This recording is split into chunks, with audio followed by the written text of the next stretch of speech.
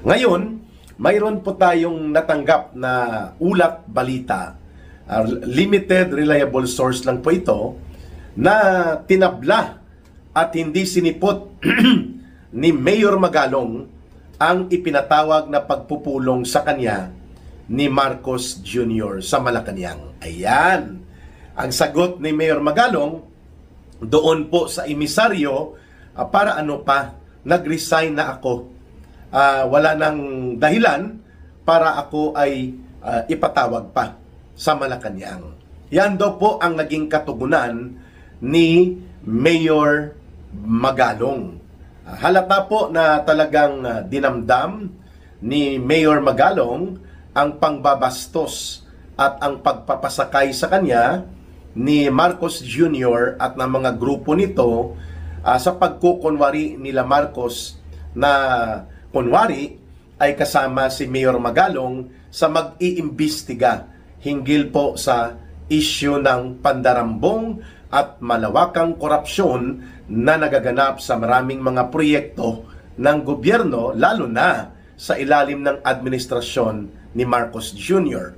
Maliban po dito sa medyo nabastos nga, no, at nasakta ng damdamin ni Mayor Magalong dahil nauna pang inihayag ni Marcos Jr. sa pamamagitan ng kanyang pambansang tagapagtahol, si Aling Claire Marites, ang kanyang barker, na pinapareview ni Mr. Marcos ang possibility ng conflict of interest at ang questionable legal basis sa pagkakatalaga kay Mayor Magalong dito sa pagiging bahagi ng so-called Independent Commission on Infrastructure.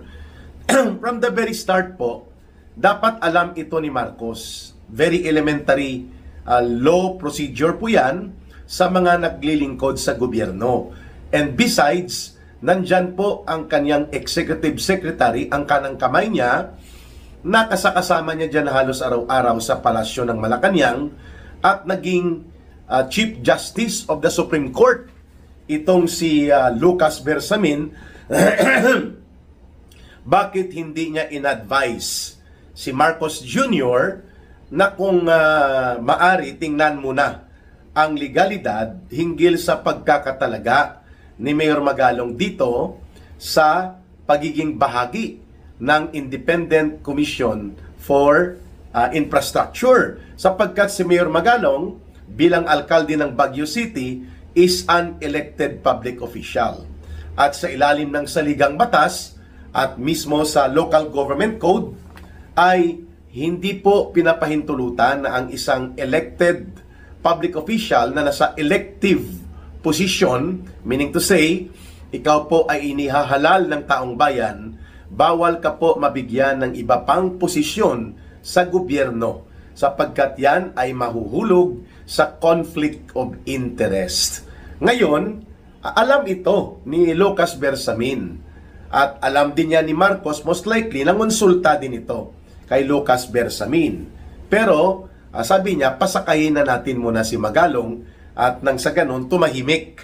Dahil nga, naging kritiko si Mayor Magalong ng maraming mga katiwalian na sumasabog, lalo na ang pandarambong sa flood control projects na kanyang pinupuna to the point na pinangalanan nga niya na dito bumabalik sa gang o sa sindikato sa House of Representatives na walang ibang namumuno kundi si Martin Romualdez, na siya din po ang co-chief architect ni Marcos kung bakit nangyayari at nangyari ang pandarambong. So para tumahimik si Mayor Magalong, ang gimmick ni Marcos ay i-manage siya. At para hindi siya makaatake, pinapasok siya sa bitag na alam ni Marcos at nila Lucas Bersamin na may konflikto sa batas. At ito na nga, tumahimik si Mayor Magalong at hindi na siya nagsalita against the government at hindi na siya nag-pursue ng kanyang mga posisyon hinggil sa kasindikatuhan sa budget. Lalo na ang mga maniobrahan ng kriminal na pagpapalusot at pangsindikato na ginagawa sa House of Representatives under the leadership of Martin Romualdez. Kaya na-control sa loob po ng halos 2 linggo, na-control si Mayor Magalong at hindi po siya sumama doon sa malawakan na panawagang pagbangon at pagtuligsa laban sa korupsyon. Nag-epektibo po ang ganong style ni Marcos.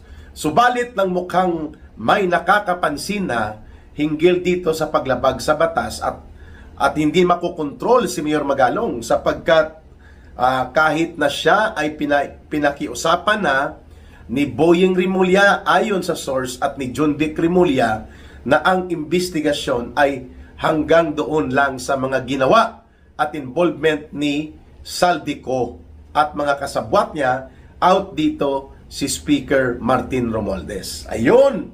Aba, hindi po nagustuhan ito ni Mayor Magalong na dinidiktahan at minamaniobra ang totoong layunin at ang totoong gagawing mga misyon nitong so-called Independent Commission on Infrastructure. Mantakin mo, kausapin ka ng magkapatid na ito, Secretary of Justice at itong DILG Secretary na si John Vic Rimulya na mayroong direct supervision sa mga local government officials, being the Department of Interior and Local Government Secretary. Ang DILG po ang may supervising authority sa mga pagpapangasiwa sa mga gobernador, mga alkalde at mga local officials, that include Mayor Magalong. So kinausap pala ito ayon sa ating source na nanggagaling mismo sa loob ng Malacanang, at hindi po nagustuhan ni Mayor Magalong ang pahiwatig nila Boying Rimulya ng DOJ at ni John Vic Rimulya na kapatid nito ng DILG na tututukan lang ang mga ginawa na kasindikatuhan ni Saldico, meaning out dyan si Romualdez, out din si Marcos. Ayun!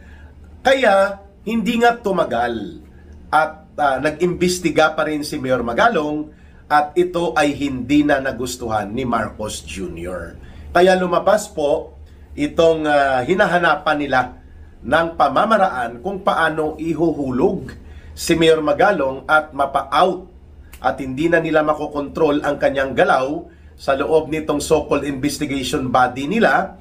Ay lumabas po itong statement mula sa Malacanang sa pamamagitan ng pambansang Marites ni Marcos, ang kanyang tagapagtahol na si Aling Claire Marites, na pinapacheck ng Pangulo ni Marcos Jr. daw ang legal basis kung wala bang conflict of interest at walang nalabag na batas sa pagkakatalaga kay Mayor Magalong.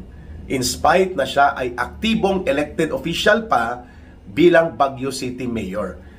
Wow! Doon po nasaktan ang pride at ang personal na values nito ni Mayor Magalong dahil parang sinasabi na you're out without telling you to go out, So, hindi direkta, subalit nabastos at nainsulto si Mayor Magalong. Kaya ito, inunahan niya ng pagpapaabot ng resignation letter sa Malacanang kay Marcos.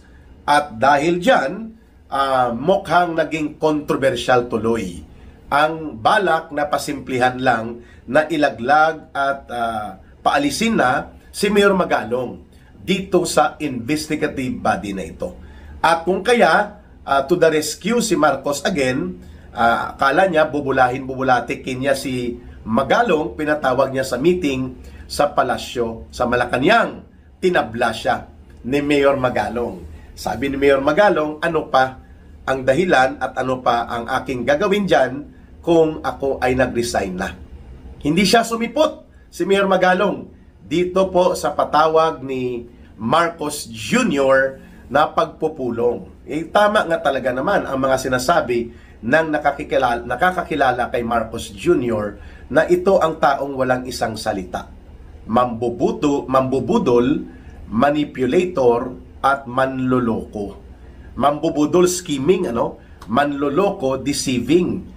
At ang isa pa, yung walang isang salita, sinungaling.